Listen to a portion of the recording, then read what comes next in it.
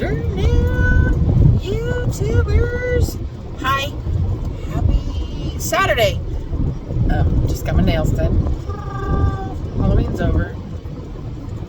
They're really pretty. Look at that. I always,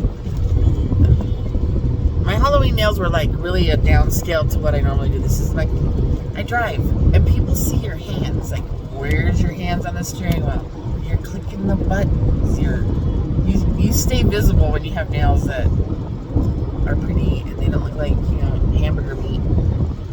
Last night I went to JC Tino, Long Island Medium. Everybody's coming to a stop.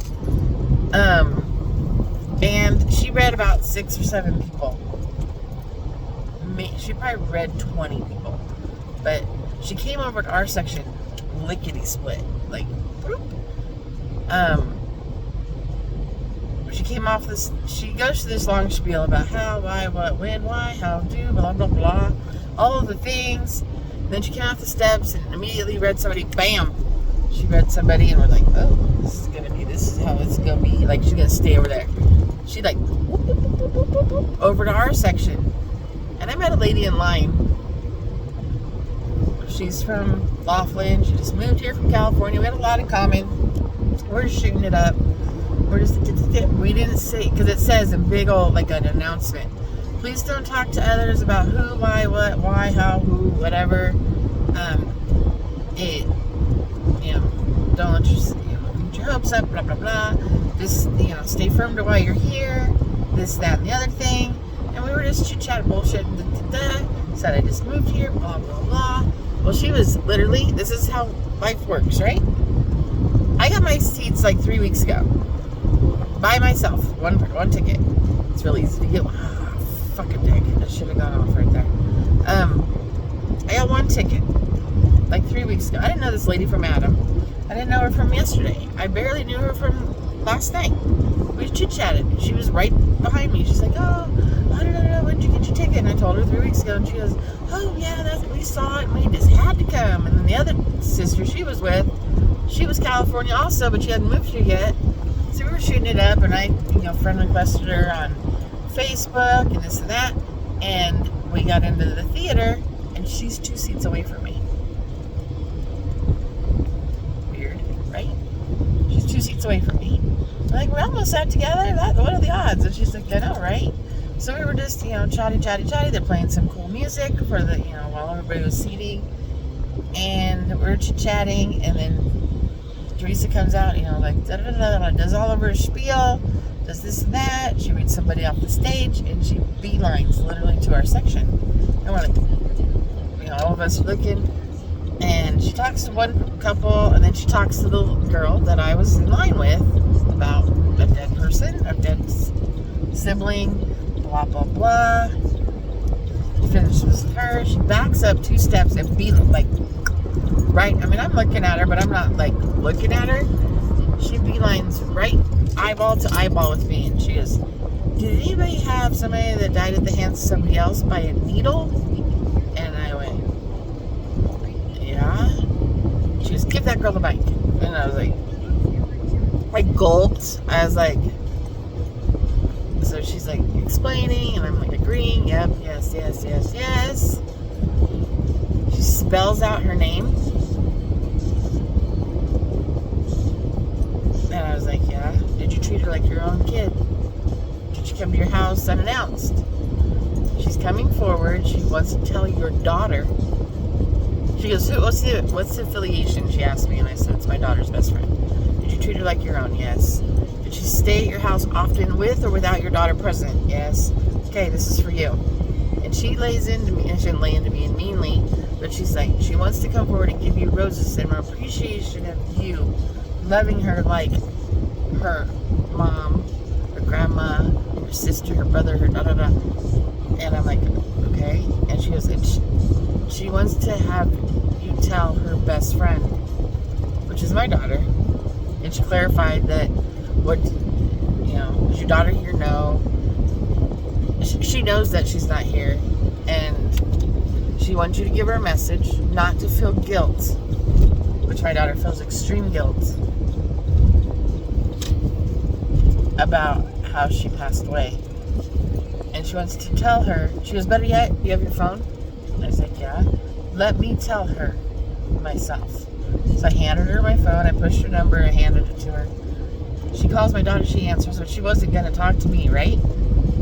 She goes, hi, this is Teresa Peludo, and I know you're not here, and you don't know what's going on, but I want you to know something.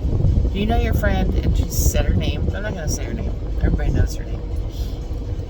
That she's here present with me, your mom, and a theater of others. My daughter goes, what?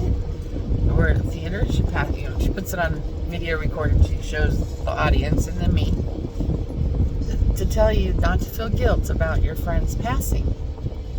It was not your fault. My daughter goes, I know, but I feel guilty. She goes, don't feel guilty. Your best friend loves you. You couldn't have helped her. It happened. You were a supportive person to her and her entire family, and she wants to let you know that she appreciates you and she loves you with all of her heart, and she's sad that she is not here with you.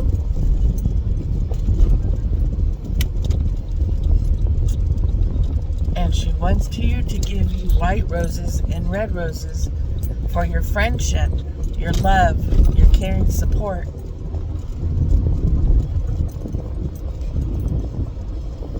And she wants you to know that you are in her everyday thoughts with God. And she's giving you an embraceful gift with red and white roses, telling her thank you for being her friend. And I lost it. I'm losing it again. This was 24 hours, last evening. My daughter since have called me and she's like, I can't believe that happened to me last night, Mom. I couldn't sleep good. And I wish you can go back and tell her that I couldn't sleep good, but I had a dream about her and she's okay.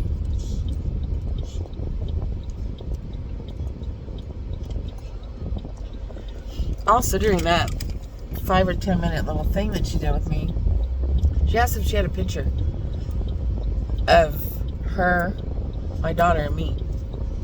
And I said, yeah. Is it on your bedside table? At home. When I get home, I will show it to you. It's on my bedside table. It's been on my bedside table since I moved here.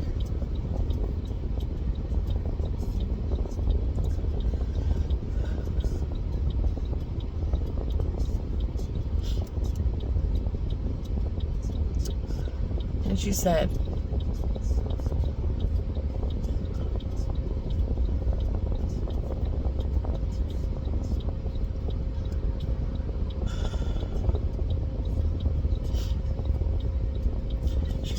you love her like a daughter.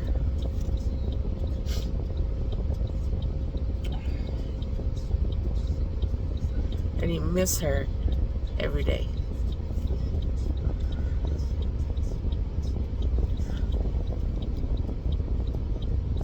I said I miss her every day because I wish she could experience everything that my daughter's gone through without her. And she goes, she's with her every day. She's in her air.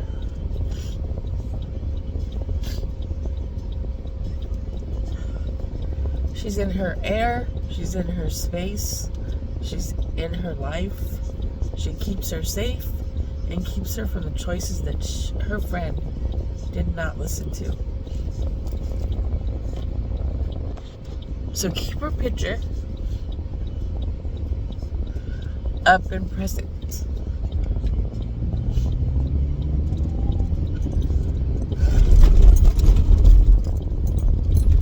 Don't put it away. Don't take it down. Don't change a thing. Keep it present. Keep it clean.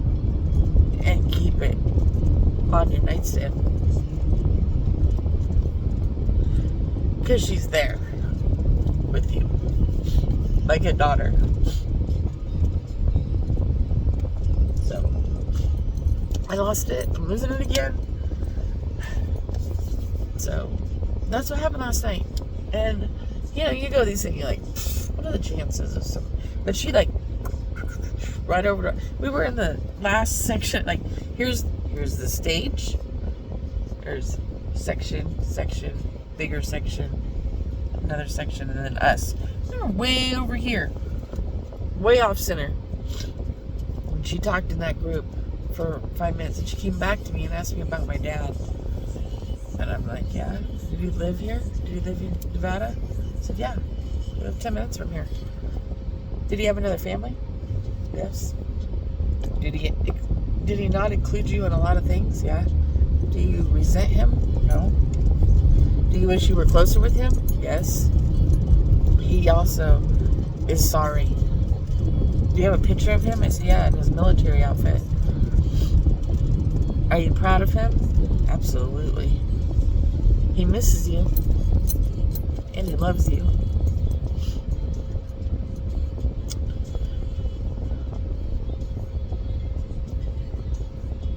And then she said, kiddo.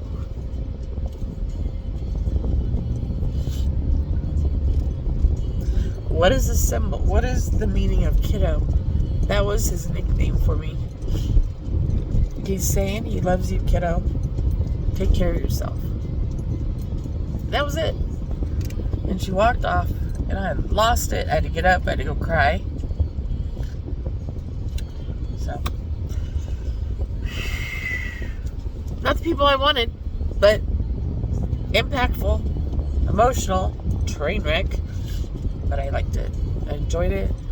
I'm going to go do something fun tonight. Not mentally messy like this. I'm going to go see me some cowboys tonight. And I will have a day of fun driving people around. Y'all have a blessed Saturday. Enjoy your life. Bye.